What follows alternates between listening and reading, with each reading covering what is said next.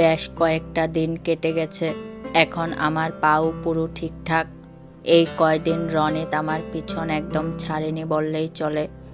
Notes দেওয়া থেকে শুরু করে হাজার একটা বাহানায় আমার কাছে এসে বসে থেকেছে আর আমাকে হাসানোর চেষ্টা করেছে। বন্ধুত্বটা তাই ভালোই হয়ে গেছে ওর সাথে। নাও, যার নাম করছিলাম সে এসে হাজির। কি করছি সেখানে বসে? পা ঠিক আছে তো? উফ, আমার পা অনেক আগেই ঠিক হয়ে গেছে। সামান্য মচকে গেছে ভাই। এই এই এই একদম ভাই না, কতবার বলবো তোকে? রনিত বেশ রেগে কথাটা বললে আমি হতবাক হয়ে ওর দিকে তাকিয়ে থাকি। এই কয়েকদিন বেশ কয়েকবার আমাকে বারণ করেছে ভাই বলে ডাকতে, কিন্তু আমার অভ্যাস কি করে ছাড়ি? সাইলেন্ট হয়ে গেলি কেন? না, কিছু না। ম্যাডামের পড়া করেছিস? আমার এই প্রশ্নটাতে রনিতের মুখ চুন হয়ে গেল আর আমি হেসে ফেললাম।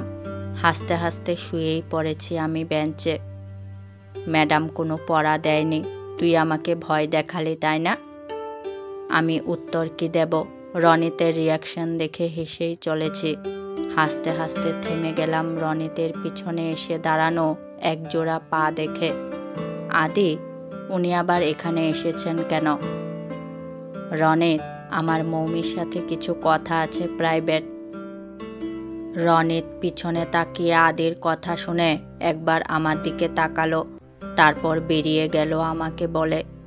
রনিত বেরিয়ে গেলে আমিও আমার বইপত্র গোছাতে থাকি কমন রুম থেকে বেরিয়ে ক্লাসে যাওয়ার উদ্দেশ্যে। এই কয়েকদিন আমার ফোন ধরনি কেন? আদির প্রশ্ন শুনেও আমি তার উত্তর দিলাম না। বলা যায় প্রয়োজন মনে করলাম না।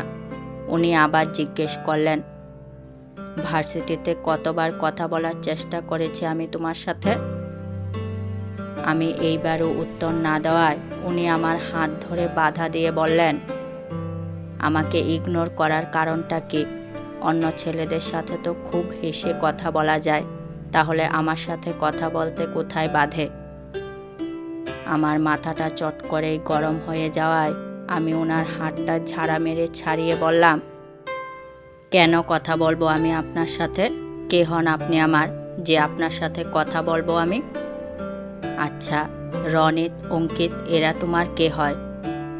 বন্ধু হয়। ওদের সাথে আমার একটা সম্পর্ক আছে, কিন্তু আপনার সাথে তাও নেই। আপনি নিজেই সেটা রাখেননি, ভুলে যাবেন না। আমি কথাটা বলে আমার ব্যাগ নিয়ে বেরিয়ে যেতে নিলেই আদি আমার দু বাহু চেপে ধরে দেওয়ালে ঠেস দিয়ে দাঁড়িয়ে বলে, আমি যেন দ্বিতীয় দিন থেকে রনিতের আশেপাশে তোমাকে না দেখি, এই নিয়ে সেকেন্ড টাইম বলছি। আমার কথার অবাধ্য হলে এর ফল কিন্তু ভালো হবে না। আমি আদির চোখের দিকে তাকিয়েই ওনার বুকে দু হাত দিয়ে ধাক্কা মেরে ওনাকে সরিয়ে বললাম, কোন অধিকারে আপনি আমাকে এই কথাগুলো বলছেন? স্বামীর অধিকারে, যা আপনি আমাদের ফুলসজ্জার রাতে অস্বীকার করেছেন। আপনার জন্য, আপনার বিয়ে না মানার কনসেপ্টের জন্য আমি কতটা কষ্ট পেয়েছি সেদিন, তার কোনো খোঁজ আপনি রেখেছেন? বরং পরের দিনই নিজের স্বপ্ন পূরণ করতে চলে এসেছিলেন আমাকে একা ফেলে। একবারও ভাবেননি আমার কি হবে? আপনার জন্য যে আমার স্বপ্ন ভেঙেছে তার কি হবে? এইখানে আসার পর আমি প্রত্যেকটা মুহূর্তে আপনার গার্লফ্রেন্ডের থেকে নানানভাবে কথা শুনেছি, অপমানিত হয়েছি। তখন কোথায় ছিলেন আপনি? তখন কোথায় ছিল আপনার এই অধিকার বোধ? এই যে কিছুক্ষণ আগে বলছিলেন না কিসে বাধে আপনার সাথে কথা বলতে? বিবেকে বাধে আমার। সেই মানুষটার সাথে কথা বলতে আমার বিবেকে বাধে, যে কিনা নিজের জন্য আমাদের বিয়ে অস্বীকার করেছে। বৌভাতের পরের দিন নিজের স্বপ্ন পূরণের জন্য নিজের স্ত্রীকে ফেলে চলে আসে। দিনের পর দিন নিজের স্ত্রীর সামনে গার্লফ্রেন্ডের হাত ধরে ঘোরে, নিজের স্ত্রীর অপমান সহ্য করে। আপনি যেমন নিজের রাস্তা নিজে বেছে নিয়েছেন, আমিও নিজের রাস্তা নিজে বেছে নিয়েছি। 1 বছর হলেই ডিভোর্স লেটার পেয়ে যাবেন আপনি। আর প্লিজ আমার লাইফে একদম ইন্টারফেয়ার করবেন না। রনিত এখানকার নামকরা পলিটিশিয়ানের ছেলে, ও চাইলে অনেক কিছুই করতে পারে। ভার্সিটির স্যার ম্যাডামরাও তাতে কিছু করতে পারবে না, তাই ওর থেকে দূরে থাকাটাই বেটার। তোমার ব্যাপার, এবার তুমি কি করবে? আর আমি সবটা নতুনভাবে শুরু করতে চেয়েছিলাম। অনেক ভুল বুঝাবুঝি হয়েছে যেগুলো মিটাতে চেয়েছিলাম, তাই কথা বলার জন্য বলছিলাম। Sorry for everything. জানি ক্ষমা করা সম্ভব নয়, বাট আমি ইচ্ছা করে কিছুই করিনি, পারলে ক্ষমা করে দিও। আদি আর এক মুহূর্ত না দাঁড়িয়ে চলে গেলেন।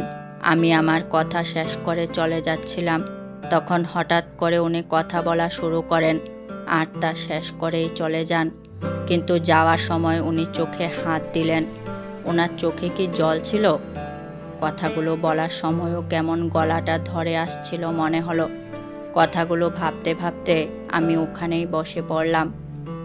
সব কিছু নতুনভাবে শুরু করতে চেয়েছিলেন? আমাদের মধ্যে কি এমন ভুল বোঝাবুঝি আছে যা ক্লিয়ার করতে চেয়েছিলেন? আমি কি একটু বেশি বাড়াবাড়ি করে ফেললাম? কি রে, একা একা কি কথা বলছিস? কোয়েল, তুই এখানে? তা কি করব, ক্লাস শুরু হবে 5 মিনিটের মধ্যে। কতবার ফোন করলাম, তুই তো রিসিভই করছিস না।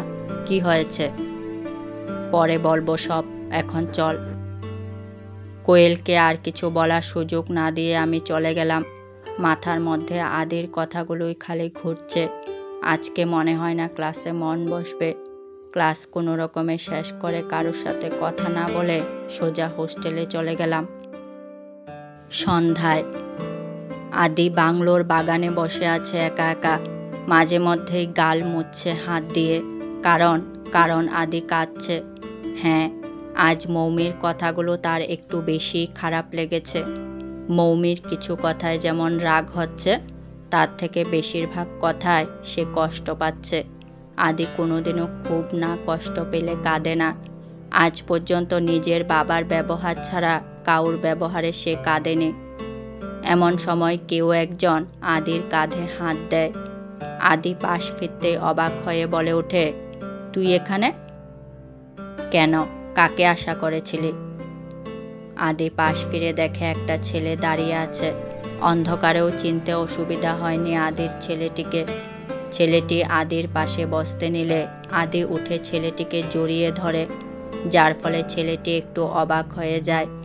ছেলেটি আদিকে জড়িয়ে ধরে বলে, কি হয়েছে ভাই, তোকে আপসেট লাগছে? রাজ, আমি ঠিক নেই, একদম ঠিক নেই। রাজ একটু অবাক হলেও ও আদিকে কিছুক্ষণ ধরে রেখে তারপর সোজা করে জিজ্ঞেস করলো, আমি কি সেই আদিকে দেখছি যে কিনা অলওয়েজ স্ট্রং থাকতো? কোনো কিছুই তাকে ভাঙতে পারতো না, অ্যাটলিস্ট বাইরে থেকে তো না। আজ এমন কি হলো যাতে তুই ঠিক নেই? কি এমন হয়ে গেল আমি না থাকায়? রাজের কথা শুনে যেন হুঁশ এলো আদির। আদি নিজেকে স্বাভাবিক করার চেষ্টা করে রাজকে বলল, না তেমন কিছুই না, আমি ঠিক আছি। তুই বল, কেমন আছিস এখন? ভুলেই তো গেছিস আমাকে। আদির কথা এড়ানোর ধরন দেখে রাজ হেসে বলল, তুই আমাকে লুকোনোর চেষ্টা করছিস? রাজের কথায় আদি বেঞ্চে বসে পড়ে ধপ করে, 2 হাত দিয়ে মুখ ঢেকে। রাজ এবার পুরোপুরি শিওর হয়ে গেল আদির কিছু একটা তো হয়েছে। রাজ মনে মনে ভাবল, আদি এতটা আপসেট, এতটা ওয়ারিড, কিন্তু কি নিয়ে? কিছু না, বেশ বড় কিছুই হয়েছে। রাজ আদিকে টেনে তুলে দাঁড় করালো আর বলল, ভিতরে চল, আমি সবটা শুনতে চাই।